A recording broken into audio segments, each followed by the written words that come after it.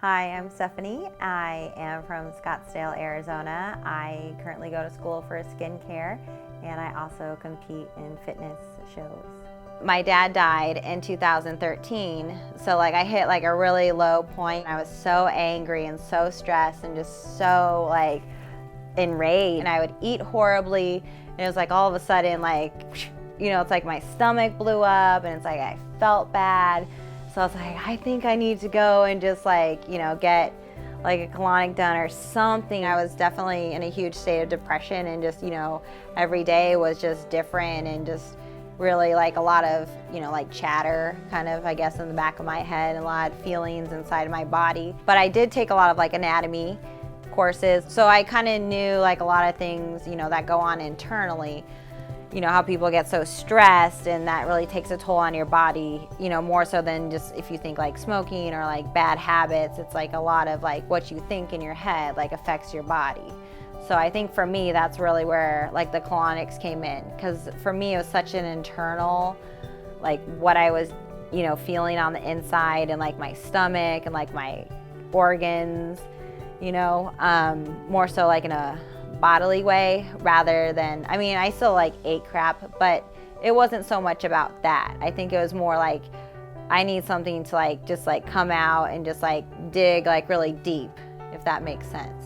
And then I started working out too, because it's I just wanted something to change and just get better. And so I'd ask my therapist at the colonics, what do I need to do to make this the best or the most effective? Because I think that's kind of the mindset I was in. It's not I would go and be well, maybe I'll get some results, or I'll try. But it's how many do I need to take of these, or what do I need to do? How many probiotics? If you say take 2, I'm gonna take 3. Okay, how many sessions can I come do a week? So I don't know. I just felt so much better, and I just totally believe that it's just a lot of things on our insides, just need to be worked out. And I think I started out twice a week for the 45 minutes to an hour session. And when I first started, obviously it was pretty painful, just things that were coming out. And plus I didn't know how to work my schedule around it, eat this or drink this first, or, whatever it was. So then I would talk to my therapist and be what's the best things to eat, and what causes this, or, am I doing this, or should I be doing this? What vitamins should I take and how many?